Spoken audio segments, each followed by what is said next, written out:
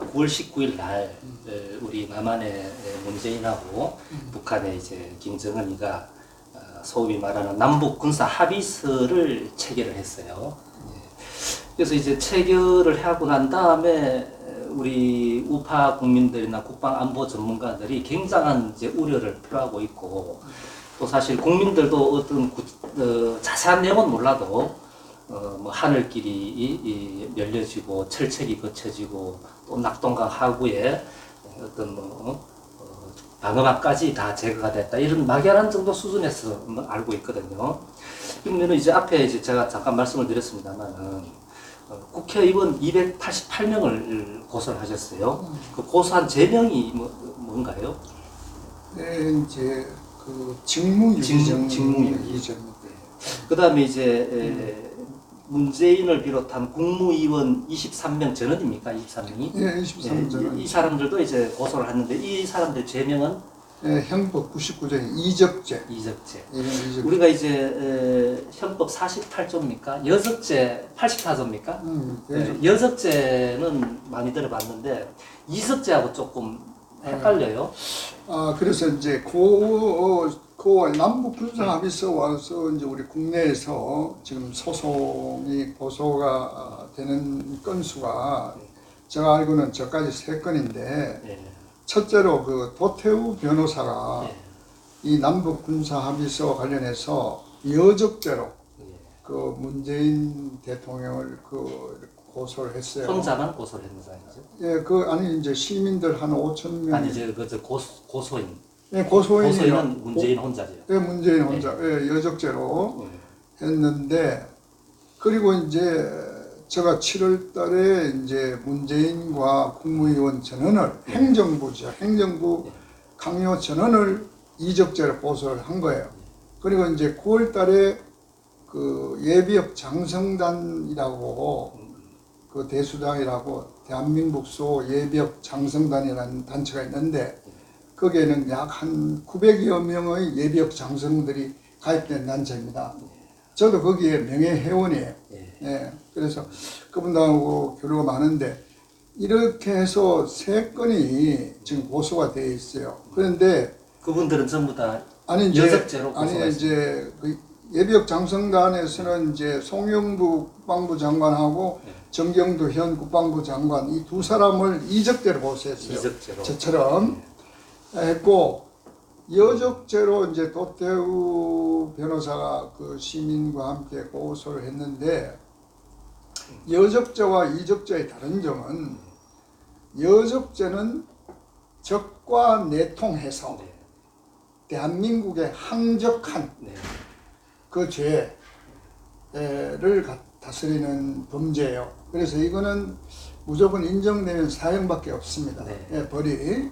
그리고 이적죄는 어떤 거냐 하면, 그 군사적 이익을 적에게 공유하거나 제공한 자를 처벌하는 범죄예요. 그래서 형법은 3년 이상 무기징역까지 가능합니다.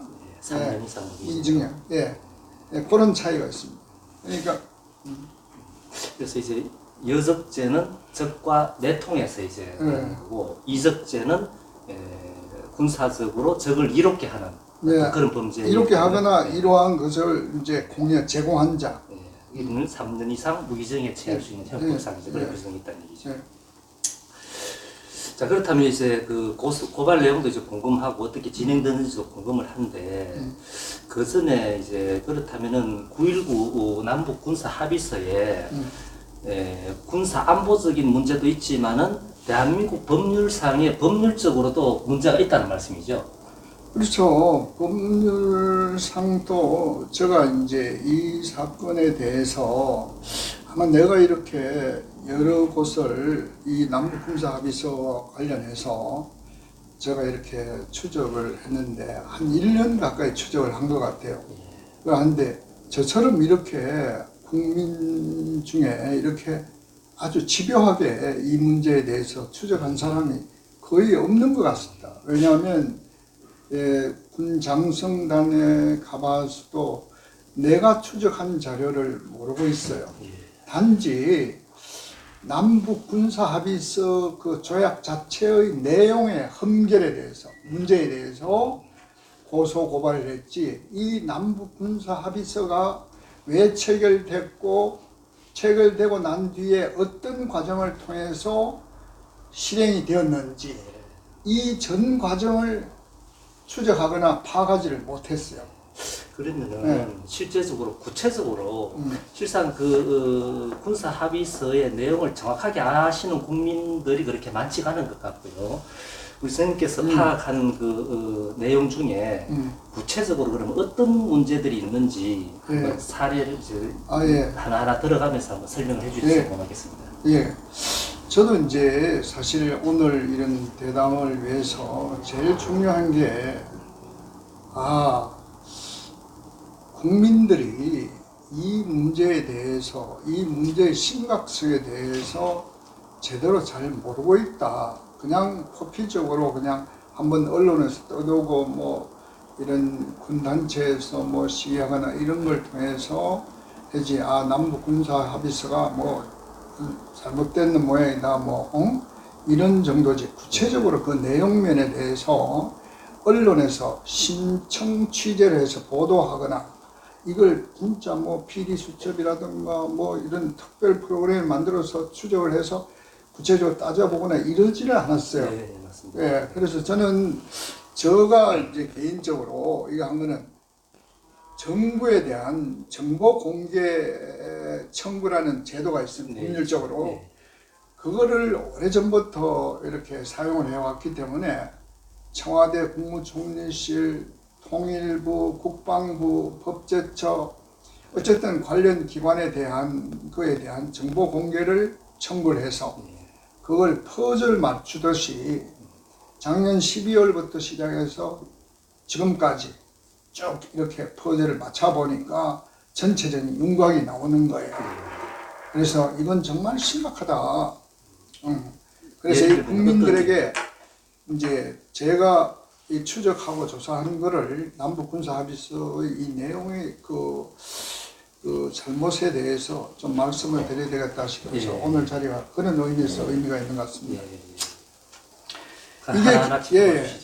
이게 이제 첫째 조약의 불평등성인데, 그 9.19 남북 군사 합의서가 38선을 중심으로 한 영해와 영토와 영공에서 실시되는 거예요. 그러면 우리가 38선을 기점으로 해서 1시간 이내의 거리, 북으로의 거리, 또 이남을 우리 쪽으로 거리, 이게 살펴보면 우리는 1시간 이내의 거리에, 왜냐하면 휴전선에서 우리 서울까지 54km예요. 그리고 북으로는 평양은 얼마냐면 140km 떨어져 있어요. 그런데 1시간 이내의 거리에 경기도, 서울, 수도권 해가지고 약 2천만 명의 우리 국민들이 생활하고 있는 지대란 말이에요. 있고, 북으로는 1시간 이내에 그 제일 큰 도시가 개성이고, 거의 변경지대에 군인들이 있는 군인 도시예요. 그러니까 인구가 100만 명도 채 안 돼요. 한 시간 거리라는 건 도보인가요? 아니면 차량인가요? 차로 1시간 이내에 이 거리에, 요즘에 이렇게 그걸 하다 보면, 자, 이걸 기점으로 해서 실시되는 건데, 자, 이런 상황에서 우리는 완전히 도시화되어 있는 인구 밀집지대에 거의 우리 국민의 50%가 생존을 하고 있는 생존권 지대인데, 북한으로 보면 1시간 이내의 거리에는 그냥 막 허벌판이고 그냥 군사들만 와글와글 수준지대에 몰려있는, 개성이 제일 큰 도시고 이런 거라면, 여기에서 지역적으로 계약을, 이걸 38선을 중심으로 계약하기는 불평등한 환경과 조건에서 계약한 거다, 첫째. 그 다음에 두 번째는 뭐냐면, 이 군사합의서를 살펴보니까 이 무기에 대해서 전부 다 재래식 무기 중심의 군사합의서의 내용인 거예요. 그런데 그럼 뭐가 빠졌느냐? 우리 남북이 비교해보면 핵무기, 생화학 무기예요. 생화학 무기는 전 세계에서 보유량이 북한이 가장 많습니다. 전 인류를 다 죽이고도 남을 양을 생화학 무기를 보유하고 있다는 게 공인된 그 사실입니다. 그리고 우리도 잘 알다시피 핵무기를 지금 양산에서 뭐 20개, 30개 보유하고 있다고 이렇게 국내외적으로 이렇게 인정하고 있지 않습니까? 실제로. 이처럼 비대칭 무기, 전혀 재래식 무기가 1대1로 비등비등 하더라도 그 비대칭 이런 생화학 이런 핵무기를 갖고 있다면 한 방이면 뭐 끝나는 거란 말이에요. 그러니까 이 군사합의서 내용에 서로 평화롭게 하자, 이런 어떤 측면이고 평등한 조약이라면 이 핵무기나 생화학 무기에 대한 사용의 규제라든가 제재 이런 게 들어가 있어요. 그런 건 하나도 없어.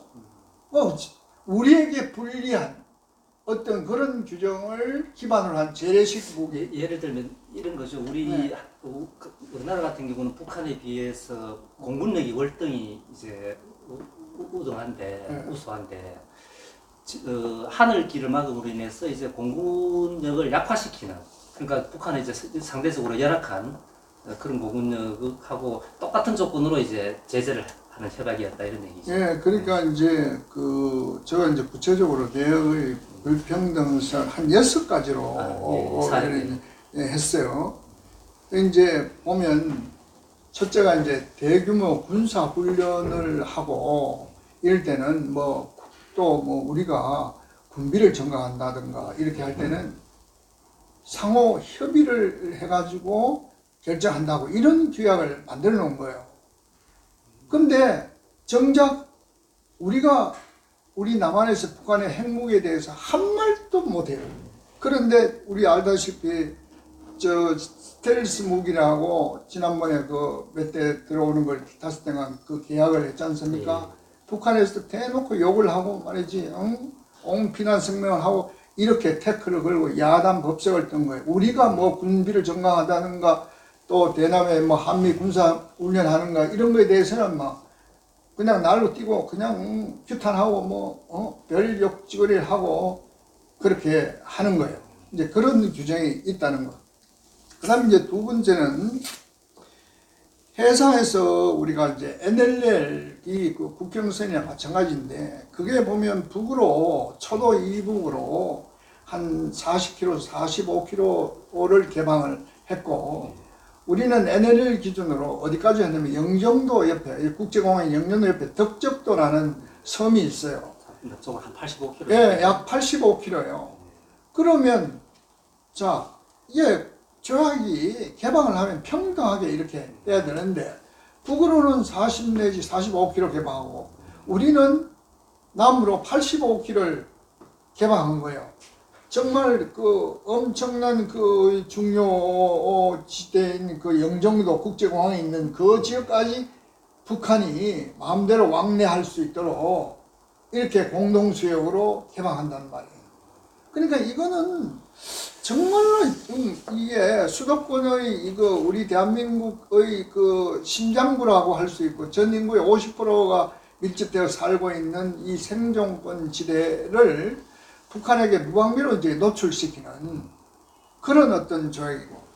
서해 NLL 부분에는 한박도도 지금 북한 지배하에 넘어가는 상황인데 예, 이제 그것만 해도 인천공항이 상당히 위험한 상황인데 그죠? 이제 그 문제도 이제 지적사항 하나인데 그게 이제 얘기 나와서 먼저 하겠습니다. 서해 이제 북한은 NLL인데 그 NLL 기점으로 해서 우리가 이제 개방하다 보니까 수도권 어떤 이런 방위 태세 이런 게 완전히 노출됐고 그리고 이걸 이제 군사에서 평화 지역으로 이렇게 하다 보니까 군 경계 태세도 해이해지고 그래서 소위 말하면 한박도에 북한이 군사 기지를 만들어서 소위 말하면 서울의 인천국제공항과 인천항을 감시할 수 있는 레이더 40km에서 80km의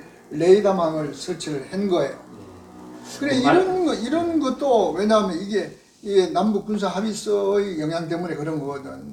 그런데 이게 이제 중요한 거는 또 한 가지, 우리가 이 한박도 문제에 대해서 지금까지 53년 7월 27일 휴전 이후 66년 동안 아무 소리가 없었어요. 한박도는 북한 군인들이 거기에 뭐 거주하거나 군사 기지를 하거나 이러지를 않았어요.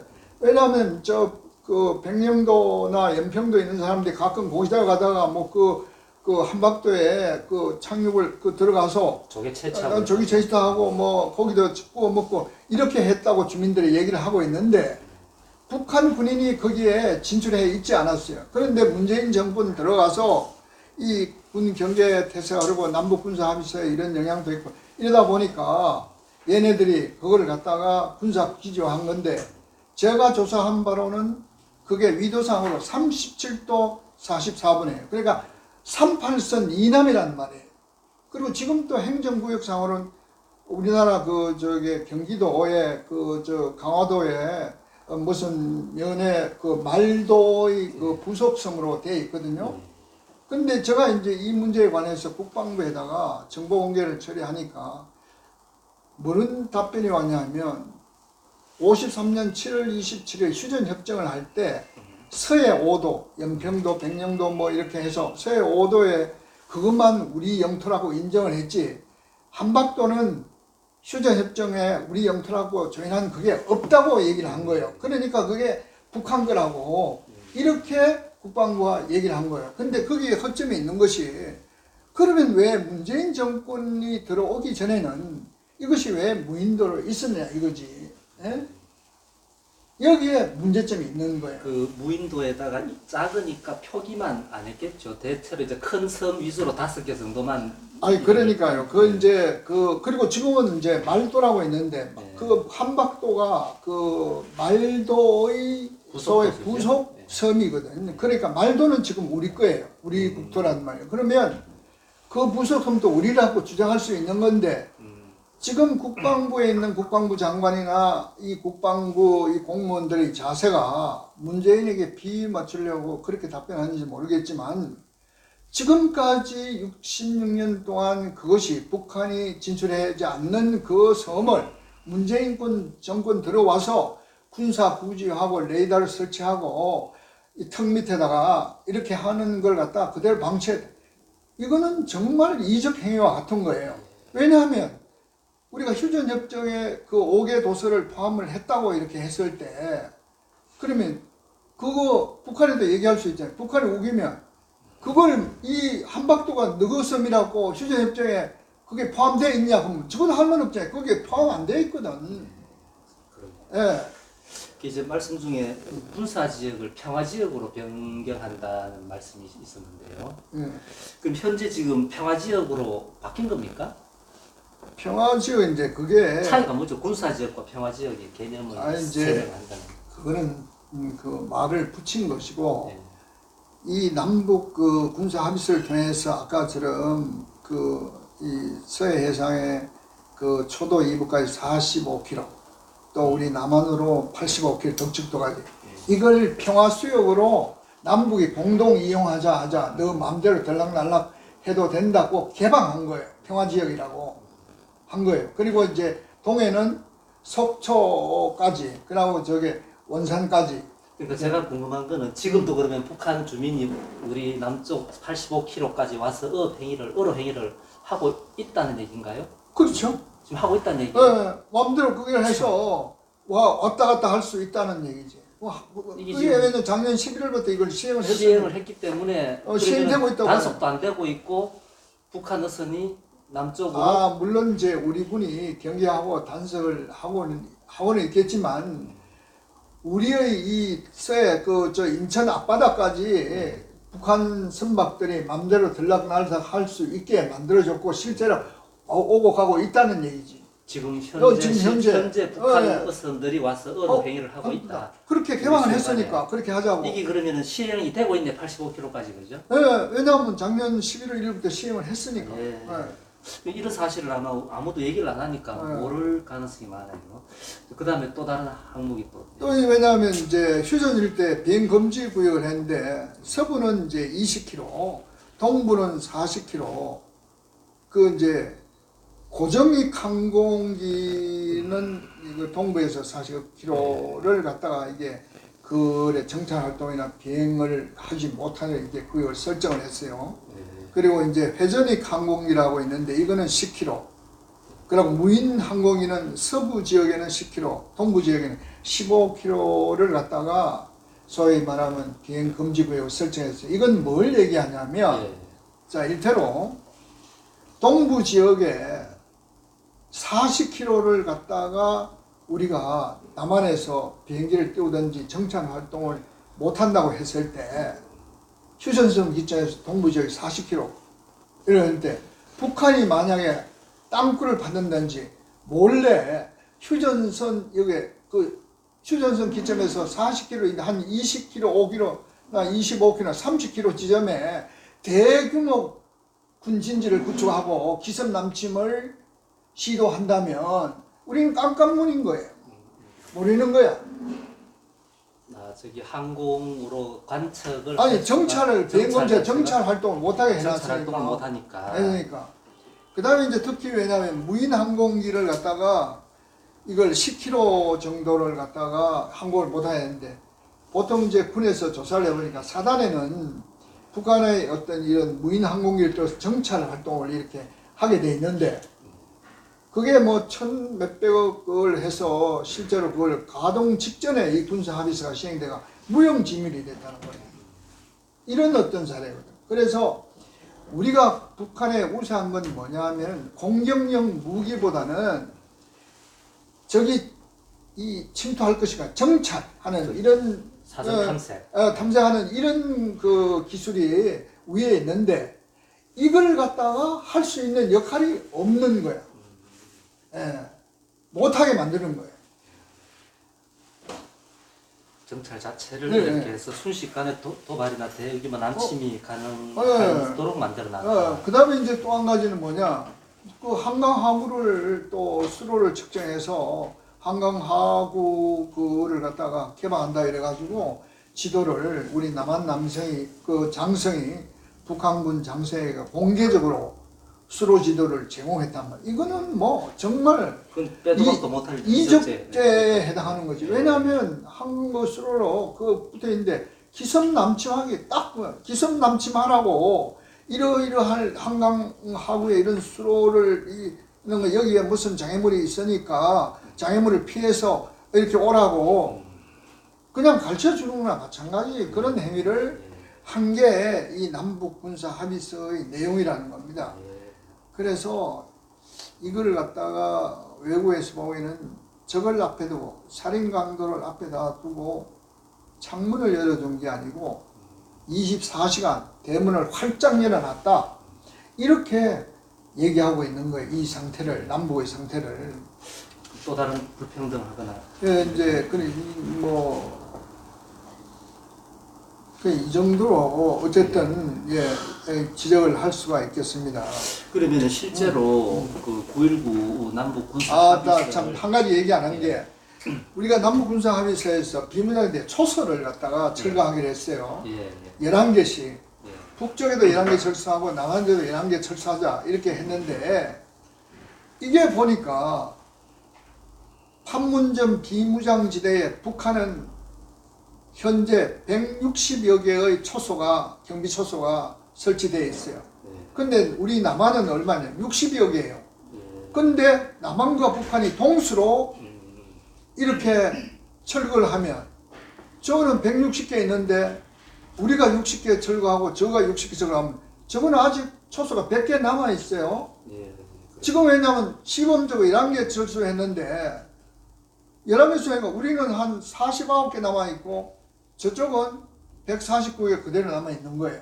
근데 그 초소 철거가 도대체가 이제 이해가 안 되는 부분이 그거는 뭐 간첩이나 이런 공비들이 넘어올 거에 대비해서 요소마다 하나씩 해놓은 거 아니에요? 네, 그렇죠. 그러면은 그 이제 중간에 하나를 빼버린다면은 그쪽 지역으로 얼마든지 간첩이나 어떤 무장 공비들을 넘어올 수 있도록 길을 터준 거라고 볼 수가 있는 것 같은데. 지금까지는 왜냐하면 지난 66년 동안 북한이 왜냐하면 그 기본적으로 대남 적화 통일을 소위 뭐 당의 규약을 해서 그게 목표였는데 왜 기습 남침을 못하냐? 첫째, 철책선에도 있고 지뢰가 매설돼 있고 감시를 하고 있고 지뢰 제거 작업도 하지 않았나요? 예, 전반에? 지뢰 제거도 네. 예, 이런 식으로 되어 있기 때문에 못했는데 그러니까 안 되니까 지금까지 어떤 식으로 했냐? 땅굴을 판 거예요. 그러니까 지금까지 휴전선 일대에 땅굴이 발견된 것도 있고 발견되지 않는 것도 있어요. 네. 그런데 이 남북군사합의서의 시행으로 말미암아 북한이 기습 남침할 수 있는 지금 66년 동안 장애물을 제거하고 싶은데 제거할 수 없는 것을 이 군사합의서로 합법적으로 제거를 해준 거예요. 예. 상당히 문제가 있는 건 틀림없는 것 같습니다.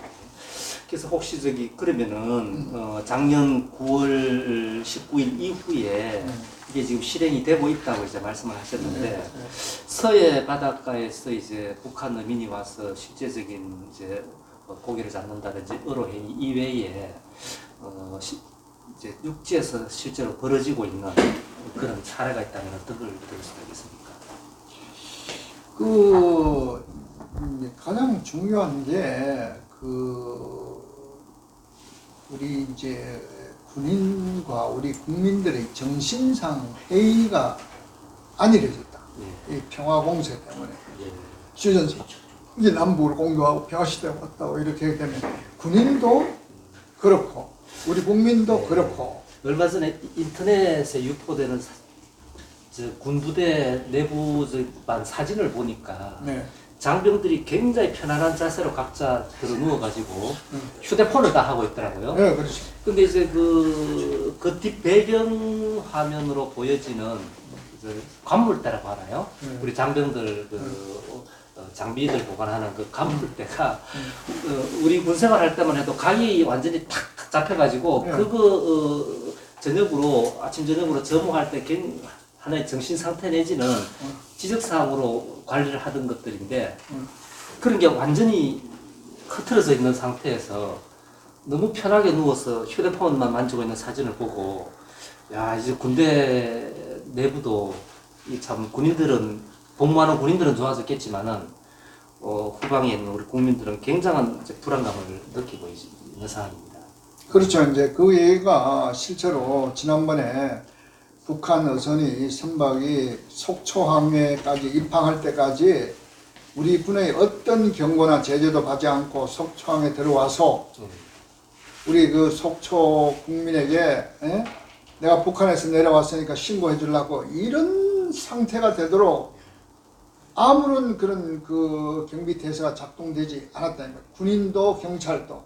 그러니 그런 걸 하고 지금과 같이 군도 휴대폰을 사용하고 또 외출도 허가하고 말이야. 이렇게 해서 정말 이런 군의 기강이 엄청나게 해이해졌다는 게 실제로 증명되고 있고. 그리고 최근 우리나라 내륙에서 발생하고 있는 아프리카 돼지 열병도 이거 남부 그거를 개방함으로 해서 생겼다는 얘기가 있던데 선생님께서 어떻게? 저도 이제 그거를 지금 현재 문재인 이 정권이 입 싹 닫고 언론에서도 언급도 안 하겠는데 작년 11월 1일부터 이 군사합의서가 발효가 돼 가지고 시행되면서 남북의 관통도로를 군사용 관통도로를 그걸 개통을 해서 24시간 개방을 했어요. 그런데 개방이 돼 있는 완전히 개방되어 있는 거예요. 보도 또 뉴스에도 보도됐고 했는데 자 이렇게 오면 그 멧돼지가 북한에서 정말 거의 돼지가 몰살할 정도로 그 돼지 열병이 엄청나게 커져서 그랬는데 북한에 있는 멧돼지들이 휴전선을 갖다가 어디로 해서 남쪽을 넘어오겠어요. 유일하게 장애물이 없는 곳이 이 군사용 24시간 개방된 관통도로란 말이에요. 글로 멧돼지가 남한으로 넘어온다고 해서 북한에서 멧돼지에서 총 쏘고 그러지는 않거든. 이게 조금 생소하고 의아한 이해가 잘 안 되는 부분인데요. 도로가 개방됐다는 얘기는 남북 간에 연결된 산속에 이런 군사용 도로인가요? 아니면은 남북 간에 뚫려 있는 산은 일반 도로를 일반 도로. 왜냐하면 휴전선을 헐어버리고 관통도래, 남북이 관통돼 도로가 지금 가지고 완전히 뚫려 있다는 상황. 완전히 지금 뚫려 뚫려 있어요. 있는 그러다가 이제 대지 열병이 오고 일부 그 처음에 휴전선 일대에서 멧돼지 폐사체에서 대지 열병이 확진되는 첫 번째인가 두 번째 사항이 발표됐을 무렵에 아마 그걸 일단 긴급 조치를 해서 아마 그 막았다. 차단을 했을 거예요. 그 전까지는 무방비 상태라. 그러면 한마 멧돼지가 지금 왜냐면 지금까지 그 내가 이제 집계를 해보니까 약 20여 마리가 휴전선 일대에서 그 돼지 사체가 멧돼지 사체가 발견됐는데 전부 다 돼지 열병으로 죽은 거야. 외신 보도에 의하면은 중국의 멧돼지도 완전히 몰살했고 네. 북한 지역에도 뭐 돼지는 전부 다 저기 소개하고 없는 걸로 네. 아예 존재 자체가 없는 걸로 그렇게 이제 외신에 왜냐면 나오는데 외신에 보면 이게 그 일반 돼지에 의해서 집에서 기르는 이런 가축 돼지에 의해서 열병이 전달되다 우리 경우는 북한에서 이제 멧돼지로부터 했는데 그 통로가 이 남북 군사 합의서로 개통된 남북 군사용 관통도로 24시간 개방된 게 최근까지 개방되어 있기 때문에 글로 해서 전파됐다고 저는 생각을 하고 있습니다. 자 그러면은 이제 그러니까 이제 단추를 해보면 우리가 국민 여러분 문재인 정부가 지금 평화가 왔다고 뭐 이렇게 하고 있지만 평화가 온 게 아니고 이런 사례를 보면 재앙이 온 거예요. 우리 국민에게 엄청난 재앙을 지금 문재인이가 실제적으로 우리 국민에게 이렇게 피해를 주고 있는 사례의 하나라고 보시면 됩니다. 자 그러면은 이제 여러 가지 방 측면에서 문제점을 이제 짚어봤는데요.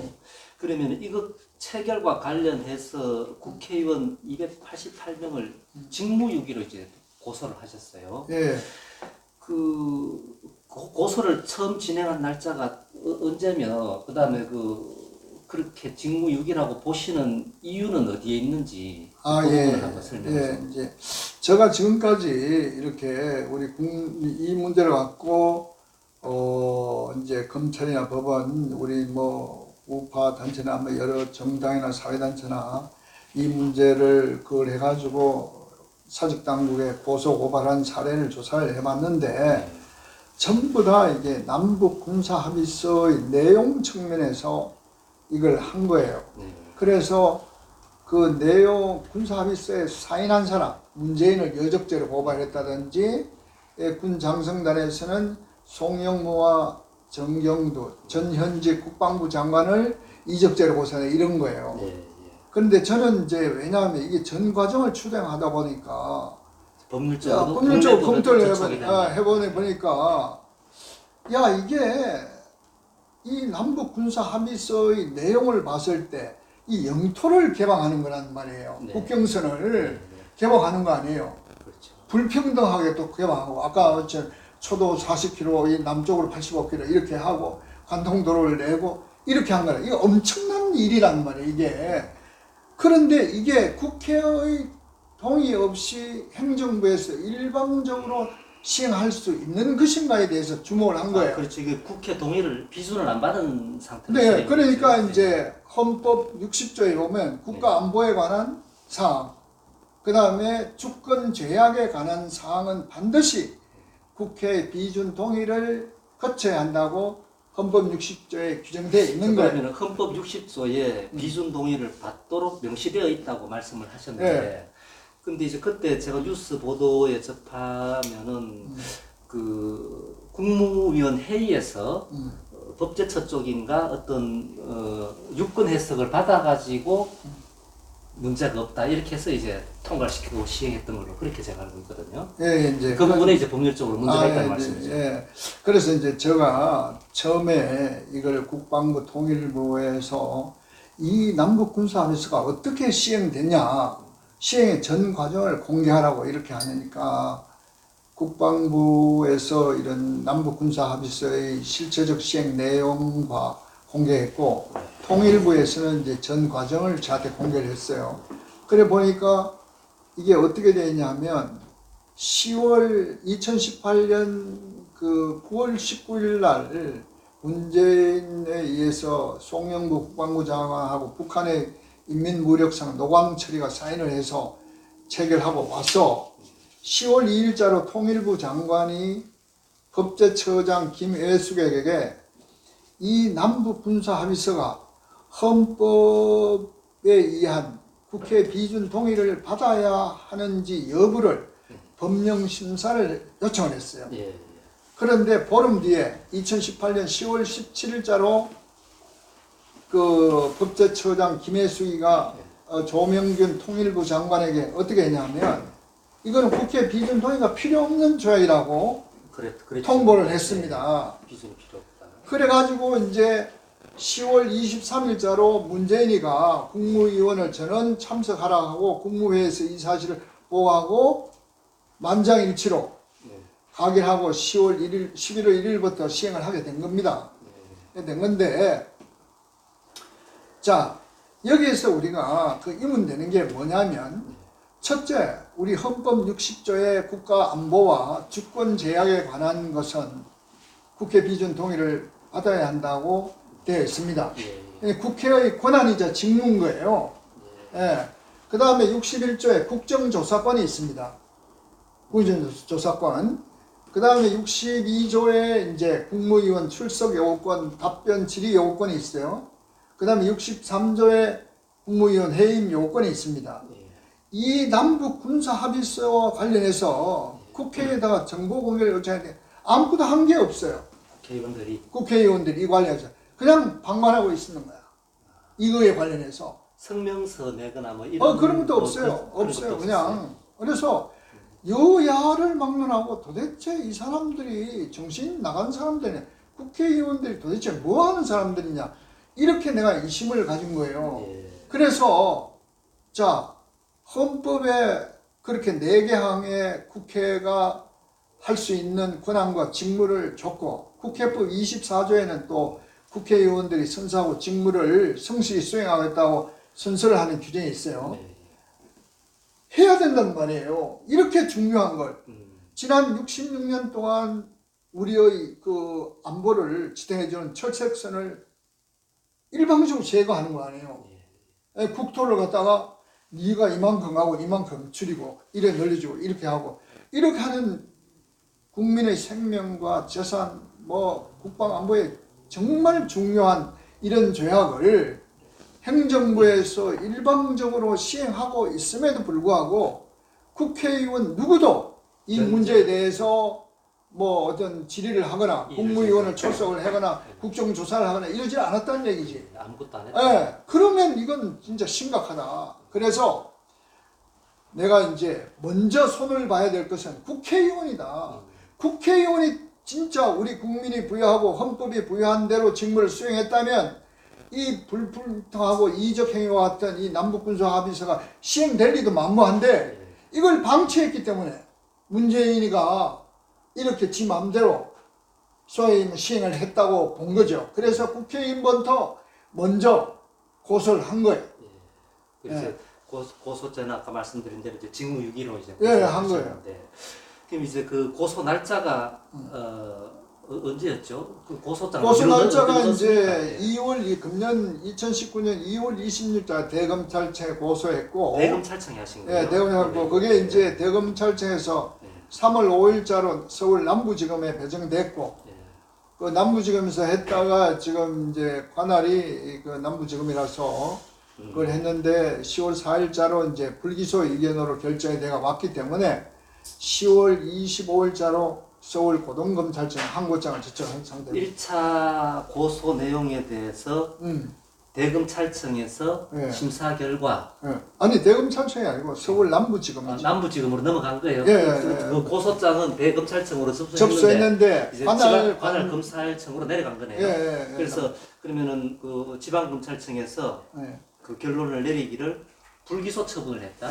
그래서 불기소할 때는 그 이유가 있어야 될 거 아닙니까? 그 이유를 보니까 정말 기가 찬 노릇입니다. 어떤 거냐? 이제 그걸 간단하게 얘기하면 검찰이 이런 게 한 7개월 동안 만지작거리고 있다가 7개월 만에 결정을 해서 한 건데 이건 도대체 뭐 자, 그 전에요. 그럼 보통 우리가 통상적으로 형사 사건을 접수를 하면 고소인 조사를 출석해서 받잖아요. 네, 고소인 조사는 받으셨습니까? 예, 제가 3월 20일 날 네. 예, 남부지검에 가서 네. 고소인 진술 조사를 다 받았습니다. 그러면 이제 피고소인이 네. 저기 국회의원들 아닙니까? 네. 그 사람들을 소환하거나 출석 요구해서 검찰에서 조사를 한 적이 있나요? 아니 그거는 뭐 제가 그 확인을 또 하지도 못하고 확인을 해도 저쪽에서 얘기를 안 해주기 때문에 네. 수사장이 그거라서 확인을 했는데 어쨌든 그 내가 조사하고 나서 6개월에서 약 한 7개월 정도 흘렀기 때문에 그간에 그 피고소인들 국회의원들 어떤 국회 측에다 조사를 했겠죠. 네. 해서 결론 낸 게 그게 가관이라는 거예요. 국민들이 보면 기가 찰노릇이에요. 어떤 내용으로? 왜냐하면 헌법에 분명히 이런 4개항에 걸쳐서 그 국회 권한과 직무를 행사할 수 있음에도 불구하고 네. 이 사건 관련해서 그런 권한이 없다고 그 직무를 할 그런 그 자기 의무가 없다고. 자기 의무. 자기라는 것은 스스로 그러한 행위를 할 의무가 없다고 내한테 동한 거예요. 그렇기 때문에 직무유기에 해당이 안 된다고 그러고. 그 이제 검찰의 의견은 네. 그런 의무가 있긴 하지만은 법적인 강제된 의무가 아니고 해도 그만 안 해도 그만이다 이런 뜻으로 본 건가요? 아니 우리가 이제 법률 용어로 자기 의무와 부자기 의무가 있는데 네. 이 그 법에서 헌법에서 국정조사권, 국회 비준 동의권, 뭐 출석 요구권, 해임 요구권 이런 4개항이 있잖아요. 네. 그거는 그냥 뭐 보기 좋라고 그렇게 만들어 놓은 게 아니고 강행 규정이에요. 그 자기 하라고 국회가 그런 권한을 스스로 행사하라고 만들어준 그 규정이란 말이에요. 헌법적 규정이란 말이에요. 그런데 그 입법부가 그런 권한을 행사하지 아니했다고 내가 고소를 한 거야. 네. 직무를 유기를 했다고 한 건데 검찰이 뭐냐면 그런 상황에 대해서 국회가 국회의원 이 피고소인들이 자기 의무가 스스로 그런 걸 할 의무가 없다고 이런 엉터리 같은 결정을 했고 그래 놓고 또 내 그 다음에 부차적으로 또 한 게 뭐냐 일처럼은 야당 의원들 중에 이름 중에 그에 대해서 문제를 제기한 사람이 들어있다. 있다. 그런데 이거에 대해서는 이견이 있고 그게 맞다 하는 이견이 있고 반대되는 이견도 있기 때문에 확실한 건 아니다고 단서를 달았어요. 내용에. 그러면서 직무유기의 혐의가 없다. 이런 식으로 한 거예요. 그래서 나는 보면 도대체 이 검찰이 수사를 제대로 한 거냐, 이게 뭐 놀다가 있다가 그냥 시간이 되니까 그냥 뭐 대충 그냥 이렇게 한 거냐. 결국 이제 불기소 처분은 각하 처리했다는 얘기죠. 예, 그렇죠. 그럼 그걸로 끝난 거예요? 아니요, 그거에서 이제 네. 내가 네. 다시 고등검찰청에 항고를 한 항고를 거예요. 하신 거예요? 예.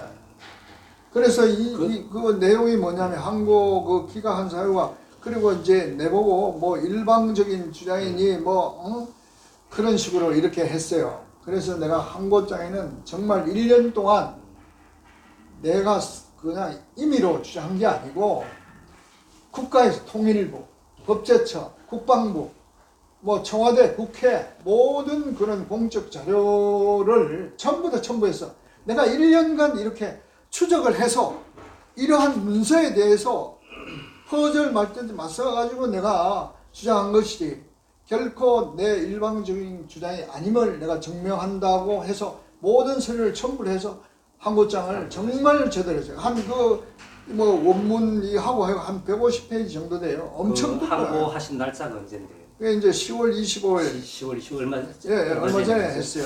이제 말씀을 듣다 보니까 네. 혹시 검찰에서 어떤 시민 1개인이 혼자 이름으로 소송을 진행했기 때문에 쉽게 각하 처리한 것 아닌가 이런 이제 생각이 들면서 그때 하실 때 왜 저기 우파 국민들한테 연대 서명을 받아서 하다못해 고소인 숫자라도 많이 부풀려서 연대로 고소를 했더라면 어떨까 싶은 생각이 드는데요. 아니 이제 그런 그때인데 제가 이제 그때 소위 말하면 처음 그 2월 달 같으면 한참 됐잖아요. 네. 그래도 이제 그 전에 그걸 작년 12월부터 그걸 추적을 해서 어느 정도 감을 잡고 그걸 했는데 또 이걸 뭐 이렇게 받고 이게 추천받고 뭐 이렇게 하면 법률 문서는 생년월일 써야 되고 주민등록 주소 써야 되고 뭐 이런 게 번거롭고 그 당시에는 그럴 여건이 안 됐어요. 네. 그래서 일단은 내 명의로 그리고 또 당에서도 그걸 내 책임으로 알아서 하라는 그런 입장이었기 때문에 그래서 내가 한 거예요. 예. 이제 사례는 조금 다른데 한 7, 8년 전에 이제 제가 개인적인 경우로 봐서는 국민은행하고 농협에서 그 해킹을 당해가지고 정보를 유출해서 수만 명의 개인 정보가 유출이 된 적이 있었어요. 그때 이제 모 대변인 변호사가 이제 국민소송단을 모집한다 그래서 신청을 하고 이제 잊어버렸는데 최근에 들어와 가지고 그때 많은 회비를 냈거든요. 저는 이제 금전적인 손실은 본 건 없지만은 개인 정보가 이제 노출됐다 이래 가지고 회비 만 원을 냈는데 7년 가까이 흐른 최근에서 그게 이제 판결이 나가지고 뭐 10몇만 원, 8만 몇백 원, 몇십 원까지 해가지고 돈이 들어왔더라고요. 네, 근데 이거하고 이제 비교를 한다면은 실제로 제가 조금 설명드리면 피해를 본 사람은 이제 수만 명인데 이제 이제 소송을 막상 진행했던 사람은 불과 이제 한 2,000명, 3,000명밖에 남짓되지 않거든요. 네. 마찬가지로 이제 국회의원이 워낙 막강하고 파워가 세기 때문에 288명이라는 그 인원을 다 불러다 조사하기는 검찰 측에서도 부담스러울 거니까 차라리 그 대표적인 몇 명만 이렇게 딱 소송을 진행을 해서 한번 판결 나면은 그게 다음 판결에도 계속 영향이 미치는 어떤 그런 그게 있으니까 너무 많은 인원을 한꺼번에 고소하신 것 아닌가 하는 그런 생각이 드는데 그 부분에 대해서 어떻게 생각하십니까? 저는 왜냐하면 이제 그거에 대해서 사실 이제 어떤 그 특정을 한다는 게 뭐 그러다면 이제 국회의장 한 사람을 그거에서 이렇게 한다고 하는데 제 생각은 기본 생각에 대한민국 정치권을 싹 갈아야 된다. 네. 도대체 정말 썩어 빠졌다. 제 일을 제대로 안 한다. 그래서 이참에 국회의원들을 한번 갈아엎자는 생각이 있었기 때문에 거의 뭐 우리가 현재 300명 정원인데 실제로 298명이에요. 그 298명 정원 중에 288명이니까 한 10명 정도 나놓고 거의 국회를 다 고소한 거란 말이에요. 그래서 어떤 검찰이 손대기에는 뭐 힘겨운 그런 점도 있지만 저는 이제 하나 작심을 하고 정말 국회를 한번 갈아엎어야 되겠다. 이런 자들이 국민의 혈세를 축내고 있다는 건 도저히 용납할 수 없다. 이렇게 나라의 국경을 허무는 이런 어떤 상황이 왔고 저에게 이렇게 하는 이런 짓거리를 하고 있는데도 여야 누구도 이거 여야를 떠나야 되는 거든. 국가 안보에 관한 거는. 그럼에도 불구하고 이게 한놈 또 이렇게 이 문제에 대해서 심각성을 하거나 따져보거나 뭐 그걸 하거나 이런 게 없다는 거예요. 예. 그래서 이제 그런 생각이 있었기 때문에 모조리 갈아엎어야 된다. 또 저는 이제 조금 이제 아쉬운 또 이제 일반인으로서 이제 궁금한 것이 그 개인 혼자로 하기 때문에 검찰이 얕봐서 그런 거 아닌가. 예를 들면은 시민단체 이름으로 하거나 변호사들을 어떻게 법무법인을 이용을 해서 이걸 뭐 돈 주고 할 사항은 안 되고 모집을 해서 하면 더 많은 사람이 참여하고 그러면 검찰도 부담스러워서 쉽게 각하 처리 못할 수도 있지 않느냐. 예, 이제 그런 면도 일면 우리 상황 같은 우리나라의 어떤 정치 상황이라든가 이 사법부 이런 사법군의 어떤 상황에서는 이제 그렇게 생각할 수도 있습니다. 있는데 저는 원칙으로는 법치주의, 법대로. 왜냐하면 국민이 대한민국의 주권자라고 생각하고 이거는 국민의 입장에서 행사하는 거거든. 예. 헌법 제1조에 대한민국 민주공화국이고 대한민국의 주권은 국민에 있고 모든 권력은 국민으로부터 나온다고 헌법 1조에 이렇게 명시되어 있습니다. 그럼 결국은 이제 개인이 혼자서 하든 또는 예. 단체가 하든 변호사가 하든 예. 법은 이제 평등하게 법에 의해서 이제 처리가 돼야 된다는 그런 이제 소신으로 진행을 하고 계시는 거죠. 예, 그래서 지금과 같은 이러한 그 이견이 있어서 그 다음번에 지금 이제 문재인하고 행정부 장관들 전원할 때는 예. 한 400여 명을 위임장을 받아가 접수를 했습니다. 예. 이제 다음 질문을 이제 한번 여쭤보겠는데요. 그러면은 예. 방금 말씀하신 대로 이제 문재인을 비롯한 국무위원 23명 전원을 이제 고소를 하셨는데 어떤 내용으로 이제 고소를 하셨는가요? 예, 이제 그건 이제 그 남북 군사 합의서와 관련해서 국회의원들은 직무유기로 그 헌법상 규정된 그 직무를 유기했으므로 그걸 처벌을 해주려는 그런 고소였고, 이게 이제 문재인 정권의 이 강요들 전원을 고소한 거는 이건 언제 하셨죠? 이게 이제 7월 18일 날 했습니다. 금년. 올해 7월 18일. 네, 제가 했습니다. 요거는 그러면 어디에다 고소를 하신 거예요? 이거는 이제 맹대검찰청에 대검찰청에? 접수를 했는데, 네. 이거는 원래 관할은 우리가 이제 제가 여의도 우리 당사가 있기 때문에 그 남부지검이 관할인데 그 대검에서 분류를 배정을 서울중앙지검 고안부로 배정을 했어요. 공안부로. 고안부로. 그래서 지금 서울중앙지검에 가 있습니다. 그거는. 아직 고소인 조사 7월달 했으면 고소인 조사는 받으시죠? 아니요. 그걸 이제 사실 그 받아야 되는데 얘네들이 심각하게 이 문제에 조사를 하고 있어요. 그 왜냐하면 내보다 더 늦게 고소한 9월달에 고소한 그 예비역 장성단이 고소한 그거는 고소인 진술을 받았어요. 얼마 전에 10월 며칠 날. 뉴스 났습니다. 예, 왔는데 그래서 내가 이제 왜냐하면 그 왜 그렇게 하는 거 전체 바라보니까 이 군사 전문가들이 하는 장군들이 한 이 고소의 내용을 먼저 해서 검토할 필요가 있다고 검찰이 판단했기 때문에 일단 그 진술을 듣고 아마 내한테 진술을 받기 위해서 하지 않냐 이런 생각이 들고, 또 한편으로는 이제 대통령과 그 정부 강요 총리, 부총리, 장관 전원을 했기 때문에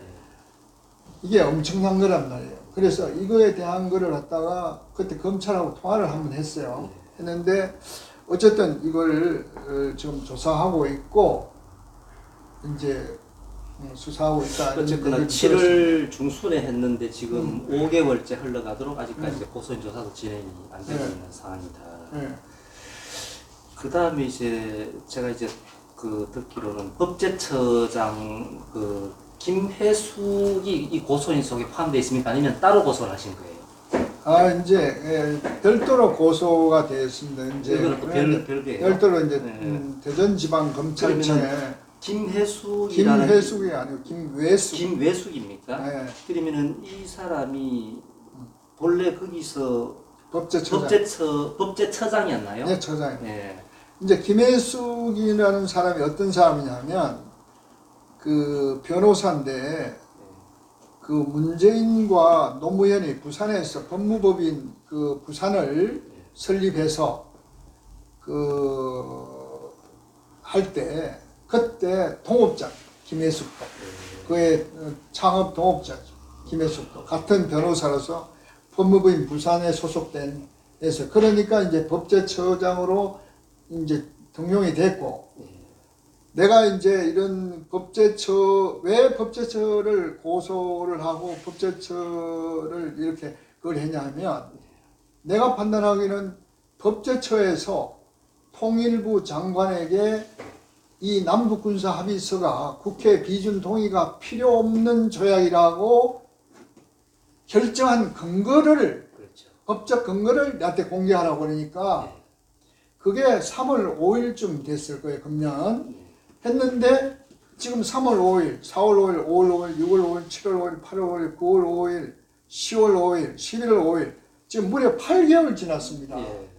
그래도 답변을 답변이 안 하고 있습니다. 그래가지고 그게 원래 이제 그래가 이의 신청이라는 게 있는데 이의 신청을 해도 답변을 안 한 거예요.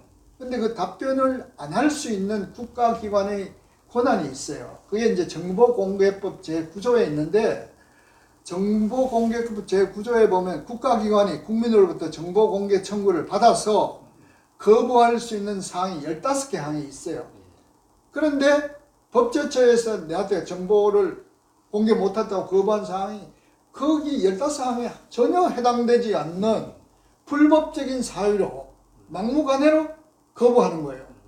그래서 야 법제처장이 변호사고 대한민국 최고의 국가기관의 법률 전문기관인 법제처가 국민이 네가 통일부 장관에게 남북군사합의서가 국회 비준 동의가 필요 없는 조약이라고 결정한 근거를 대라고 하는데 공개 못할 이유가 없잖아요.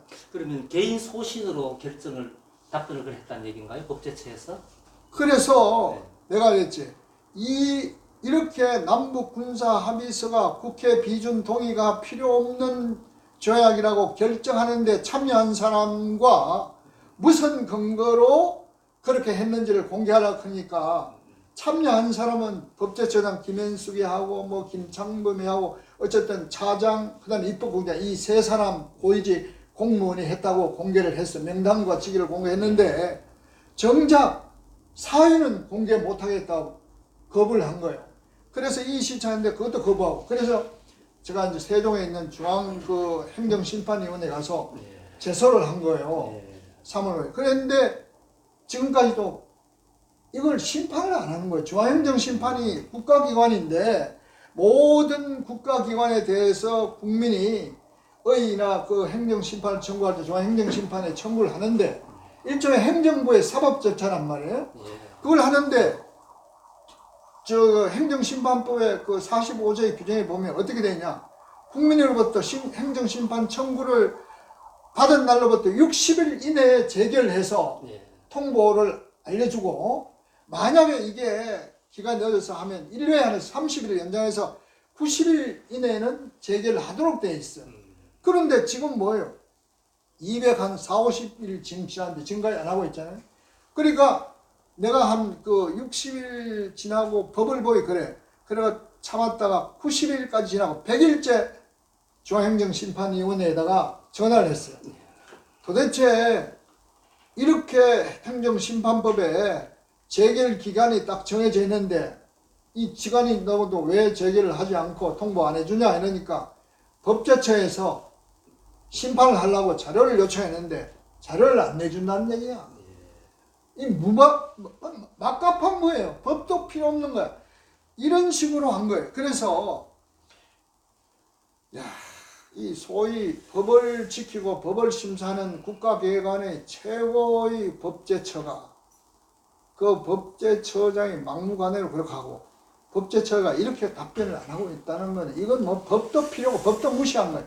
그런데 그 와중에 또 이 김혜숙을 청와대로 인사조치한 거예요. 인사이동으로 인사수석으로 발령을 했어요. 법제처장에서 인사수석으로. 그래서 이거는 고의적으로 나는 그래. 내가 이걸 추적을 했고 그랬기 때문에 내하고 이렇게 해서 정말 이게 간단한 문제가 아니고 정말 심각한 문제거든.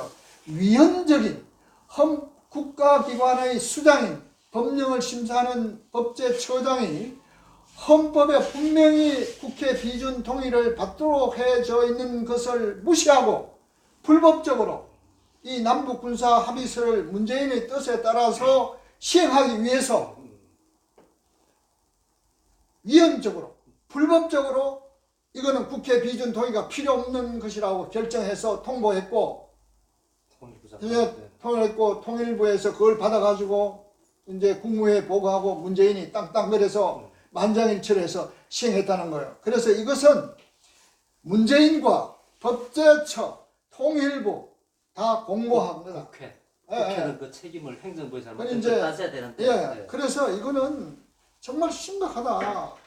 또 왜 그런 이런 결론에 도달했냐면 이 남북 군사 합의서가 그 체결되기 9월 19일인데 그 전에 2018년 4월 27일 날 판문점에서 이제 김정은과 문재인이 만나가지고 4.27 판문점 선언이라는 거 발표했어요. 그거는 갖고 와서 이게 정작으로 국회에 비준 동의를 요청을 했어요.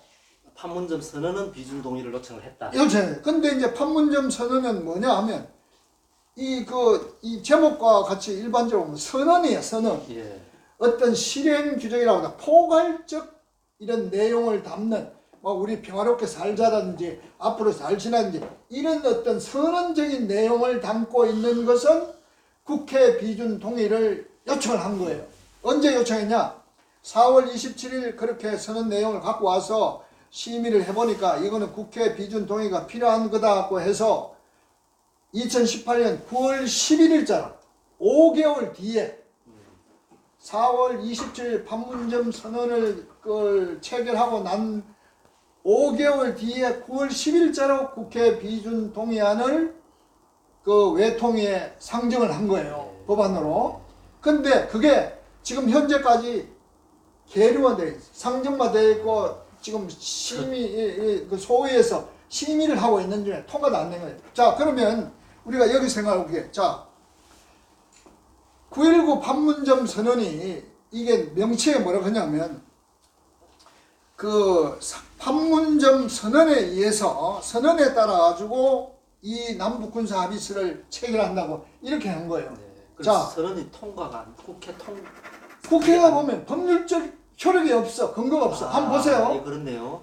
예. 이 비준을 요청했다는 거는 국회 비준 동의를 인정했다는 거거든. 예. 판문점 선언을 해서 근데 그거는 아직 이안을 제출했지 심의도 안 되고 토의도 안 되고 지금 계류 중에 있는 거야. 법률적 효력이 없어. 이게 국회를 통과해야 비로소 법률적 효력이 생기는 건데 그럼에도 불구하고 이 4.27 위대한 문재인과 김정은이 남북 합의 선언, 4.27 남북 선언 그거에 기초해서 실행 계획으로 남북 군사 합의서를 9월 19일에 조약한다고 이렇게 남북 한 군사 거란 말이에요. 합의서에 4.27 판문점 선언이라는 그거에 기초한다는 내용이 들어가 있습니다. 더 있어요. 그 명칭에 그거에 들어 있어요. 근데 이제 그거를 국회 비준 동의 절차를 거쳐야 되는 걸로 이제 문재인이도 인식을 해가지고 국회에다가 넘겼는데 넘겼죠. 그게 효력이 되려면은 국회에서 비준 처리가 되어야지만이 법적인 효력이 발생함에도 불구하고 그것도 없이 그보다 더 훨씬 강한 내용인 9.19는 그냥 국회도 비준도 필요 없이 그냥 통과시키고 실행을 한다. 예, 그래서 이제 여기서 얘기죠. 어떤 추론이 가능하냐면 그래서 이제 생각했어요. 왜냐? 자, 4.27 그 판문점 선언이 국회 비준을 받아야 된다는 걸 자기네들 다 아는 거야. 정부 각 부처에서 알아가지고 국회 비준 동의를 요청했어. 근데 동의 요청하는데도 그게 복잡한 거야. 그게 5개월 동안 소요된 거야. 예. 정부에서 국회 요청 안 하려는데도. 넘기는데도 5개월 걸려. 그래가 9월 11일 날 정식으로 접수를 한 거예요. 예. 이런 사실을 문재인이가 국회에다 제출했어요. 알 거 아니에요? 예. 그런데 9월 19일 평양에서 또 남북 군사 합의서를 그 판문점 선언에 의해서 실행 그걸 해서 사인을 했단 말이에요. 그러면 자 이걸 갖고 와서 이건 분명히 영토에 관한 우리 안보에 관한 것이고 주권 제약, 국민의 주권 제약, 영토 주권에 관한 이런 거에 관한 건데 이거는 반드시 헌법 60조의 국회 비준 동의가 받아야 된다는 걸 알았을 거란 말이에요. 알면서도 자 이거 왔는데 자 김정은이 하고 9월 19일 날 사인하고 40일 뒤에 11월 1일부터 시행하기로 약속을 하고 왔단 말이에요. 그러면 판문점 선언처럼 국회 비준 동의를 하는데도 5개월 걸렸는데 이거는 뭐 국회 비준 동의 요청하자면 이건 꽝인 거야. 없어. 무산되는 거야. 그럼 김정은과 약속이 다 그냥 무산돼 자, 버리고. 이래 보면은 요거 한 가지만으로도 완전히 헌법과 법률을 위반했는 상황이에요. 예. 그러니까 얘네들이 이제 공모했다고 보는 것이지. 자, 문재인이가 자 이게 국회 비준 동의를 받으면 도저히 이게 실행할 수도 없고 이게 막 그냥 무산되는 거니까 이거 어떻게 할 거냐? 생각을 해보니 그 방법 없는 거야. 자, 니는 통일부 장관은 법제처에 법령심사 요청하고 법제처 너는 이거 헌법 이거 비준 동의가 필요 없는 조약이라고 결정해서 통일부 장관 통보해라. 그럼 통일부 장관은 그거 받고 국무회의에 보고하고 그리고 국무위원 전인해서 만장일치로 이의 없음 땅땅 해가지고 위헌적이고 불법적으로 남북 군사 합의를 지금 시행하고 있다고 이렇게 판단할 수밖에 없는 거예요. 왜 그러냐? 이렇게 법적으로 통일부 장관의 법제처장이 결정을 해서 통고를 했는데 네가 무슨 근거로 법적 근거로 이렇게 했느냐? 근거를 대라니까 근거를 못 대잖아요. 근거를 합법적이라고 하면 네 이렇게 해서 그렇기 때문에 통일부 장관의 이 국회 비준 통과가 필요 없는 조약이다. 통과했다. 당당하게 얘기할 수 있는데 답변을 못하고 있다. 이게 봐요. 이게 언제입니까? 그게 지금 작년부터 그렇게 했는데 지금 해가 바꿔 지금 근 1년이 지나도록 이 답변을 못하고 그러다가 이제 중간에서 이게 난처하고 자기가 코너에 몰리니까 청와대에서 법제처장 자리에서 청와대에서 인사수석 대한민국의 고위공직자들 전부 다 인사 그 담당하는 고위공직자 자리에 딱 갖다 놨던. 그러니까 중앙행정심판위에도 국민이 청구한 이 심판 청구를 60일 이내 늦어도 30일 연장에 90일 이내 결정해야 되는데 저거를 임명하고 저거를 감독하는 저 높은 자리에 있는 사람 눈치만 보지 이거 해결할 방법이 없는 거야. 그러니까 막무가내로 그냥 손 놓고 그냥 있는 거예요. 그래서 이 중앙행정심판위원회 68명 저런도 내가 고소를 한 거예요. 다. 그러니까 이 전 과정을 볼 때 대한민국 국회도 다 썩었고 행정부도 정말 이거는 뭐 헌법도 뭐 법률도 무시하고 지가 하고 싶은 거는 그냥 하는 거예요. 그러니까 봐요. 이거는 뭐야? 우리 헌법, 우리 국민, 우리 국가의 법률, 우리 자유민주시대에 있는 대한민국 민주공화국의 인처에 이거보다는 김정은과 사인하고 약속하는 것을 시행하기 위해서 이런 위헌적이고 불법적인 어떤 이런 과정을 통해서 이렇게 일방적으로 이적 행위를 한 것 같은 이런 조약을 지금 시행하고 있는 겁니다. 이걸 국민들이 모르고 있다는 거야. 지금 대한민국이 지금 최초로 여러분 앞에 공개하는 거예요. 이런 전 사실 누구도 몰라. 대한민국 국민 한 사람도 몰라. 어떻게 이 내용 자체는 뭐 군 국방부나 군 관계 이 사람도 알지만 이게 어떤 과정을 거쳐서 이렇게 위헌적이고 불법적인 어떤 과정을 통해서 지금 휴전선에서 이렇게 불법적으로 시행되어 있는 거는 국민들 모두가 모르는 거예요. 그래서 저는 이걸 국민들에게 알려야 되겠다. 응? 정말로 대한민국이 심각하다. 이렇게 판단을 하는 겁니다. 그 법을 다루는 그러니까 입법, 사법, 행정뿐만 아니고 우리가 그 많은 시민단체 내지는 법조 단체가 있잖아요. 네. 변호사에도 있고 네. 이런데 그 일반 개인이 나서서 이렇게 알아보고 캐내고 들춰내도 진짜 법을 전공했던 법학 교수라든지 관계자, 변호사 이런 사람들조차도 이런 내용들을 얘기를 하지 않고 이의를 제기하지 않고 있고. 그러니까 저는 말씀드리면서 야 이거 결국은 우리가 2017년 3월 10일 날 박근혜 대통령에 대한 얼토당토하는 파면 선언을 헌법재판소가 파면 선언을 내리는 순간 대한민국의 법치가 완전히 죽어버린 거 아닌가. 그래서 이걸 현 정권 하에서는 도저히 이거를 어떻게 할 방법이 없을 것 같고 또 그러면서 드는 생각이 이게 문재인이가 빠져나가기 위한 하나의 방법으로 최고 통치권자의 통치 행위로서 그렇게 했다 이렇게 한다고 이제 발뺌을 한다면은 아니 그거는 이게 우리나라가 저는 개인적으로 했는데 지난 한 40년 동안 이 법률 투쟁을 하면서 이제 하나의 신념 내지 사명 같은 거는 대한민국은 자유민주주의 공화국이고 법이 곧 국가다. 국가가 법이 없다면 국가가 아닌 거예요. 그래서 어떠한 상황에서도 그 법치주의가 확립되어야 된다는 생각을 갖고 있고, 우리가 박근혜 대통령을 구속되기 전까지 한 번도 저는 일면식 직접 만나고 그런 적이 없어요. 그러면서도 불구하고 우리 공화당에 와서 박근혜 대통령 구출위원회 부위원장의 책임을 맡고 이렇게 투쟁하는 것은 법치주의가 무너졌다고 생각하기 때문입니다. 왜냐하면 박근혜 대통령에 대해서는 구체적으로 저도 잘 몰라요. 모르지만 박근혜 대통령이라는 그 대통령이 저렇게 위헌적이고 불법적인 절차에서 저렇게 될 수 있다면 일반 국민들은 그 말할 필요가 없는 거예요.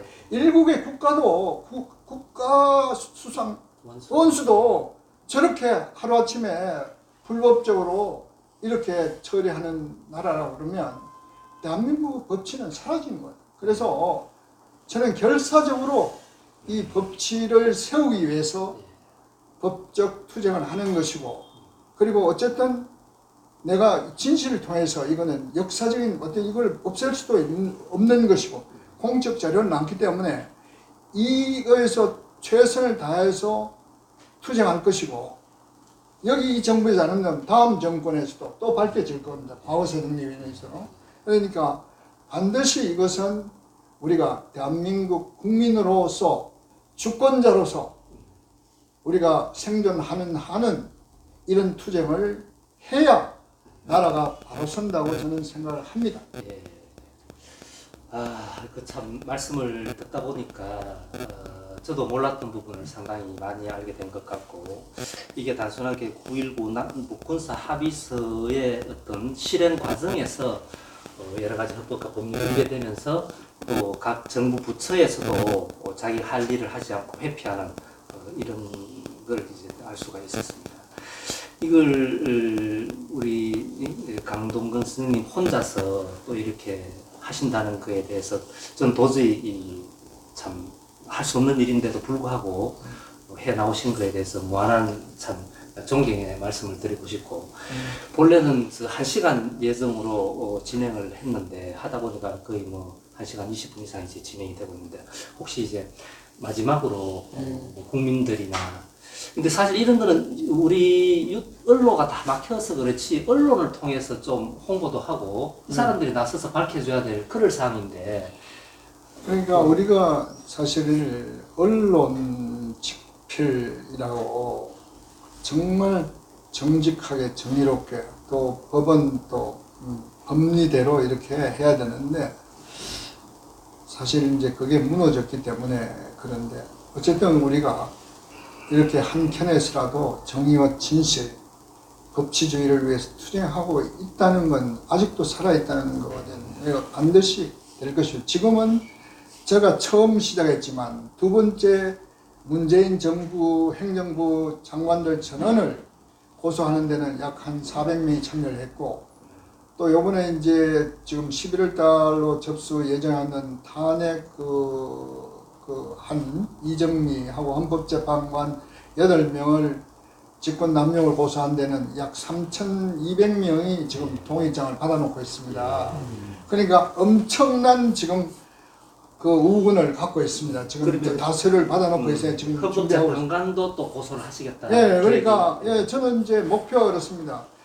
이제 국회 했고 행정부 했고 사법부까지, 그러니까 그 박 대통령을 그렇게 불법 탄핵 결정한 이정미 헌법재판관 8명은 도저히 용서할 수 없고 법의 심판을 받아야 된다고 그 생각을 하기 때문에, 그것도 어쨌든 금년 내로 이런 법적으로 그 투쟁하는 그런 거는 다 그 마침표를 읽도록 그 소장을 다 접수하고 처리를 할 예정입니다. 아마 시청하고 계신 우리 국민들이나 이제 유튜브를 보고 계신 해외 동포 가운데서도 오늘 내용에 대해서 굉장히 많은 부분을 이해를 하고 또 공감을 하면서 분노하고 계실 분들이 많은 걸로 아는데, 혹시라도 혼자 일 처리를 하면서 우리 시청자분들이나 국민들을 향해서 어떤 바람이나 도움을 받을 부분이 있다면 어떤 부분이 있겠는지 말씀 부탁드리겠습니다. 어쨌든 제가 이제 이걸 해서 주위의 동지들이 혼자보다는 많은 동지들이 참여했었다는 거에서 지금 나에서 처음에 이제 두 번째는 그 400명이 참여했고 지금 이제 고성을 접수할 예정인 이거는 3,000명이 넘는 동지들이 위임장을 써줬어요. 그래서 저도 이제 사명감이 있는 겁니다. 그래서 이걸 이제 금년 내로 전부 이런 법적으로 투쟁할 어떤 것은 다 마무리한다는 목표로 해서 지금 전력 투구하고 있습니다. 그리고 반드시 저는 정의는 승리한다고 봅니다. 예, 승리하고 보고 우리 국민들도 이러한 어떤 나라에 법이 살아 있어야 그 정의로운 사회가 구현되는데 우리 국민들도 이러한 일에 적극 관심을 가져주시고 동참해 주셨으면 감사하다는 말씀을 드리겠습니다.